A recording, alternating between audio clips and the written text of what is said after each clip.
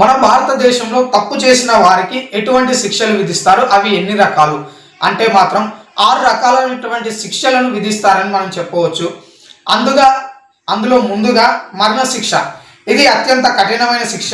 చట్టం ద్వారా నిర్ణయించబడినటువంటి నిర్దిష్ట పరిస్థితుల్లో ఇది వర్తిస్తుంది. రెండవది జీవితాంతం జైలు శిక్ష. దీన్నే జీవిత ఖైదు అంటారు. అర్థం ఏమిటంటే ఒక వ్యక్తి సహజ జీవితంలో మిగిలిన జీవిత కాలం అంతా జైలు జీవితాన్ని గడపడం. రెండవది జైలు శిక్ష. ఇది 2 రకాలు, కఠినమైనది, సరళమైనది. కష్టపడి పని చేయడం కఠినమైనది. సరళమైనది ఏమంటే కష్టపడి పని చేయాల్సినటువంటి అవసరం అనేది ఉండదు. నెక్స్ట్ ఆస్తి జప్తు అనేది. ఇది అపరాధి ఆస్తిపై రాష్ట్ర యాజమాన్యాన్ని తీసుకోవడం. ఇంకొకటి జరిమానా. ఇది నేరస్తుడికి విధించబడే నగదు జరిమానా.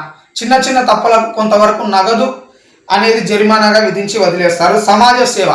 ఇదేమంటే ఇందులో నేరస్తుడు సమాజ సేవ కోసం పని చేయాల్సి ఉంటుంది. వారు చేసినటువంటి శిక్షలను బట్టి ఈ విధంగా 6 రకాలుగా శిక్షలను డివైడ్ చేసి కోర్టు వారు విధించడం జరుగుతుంది.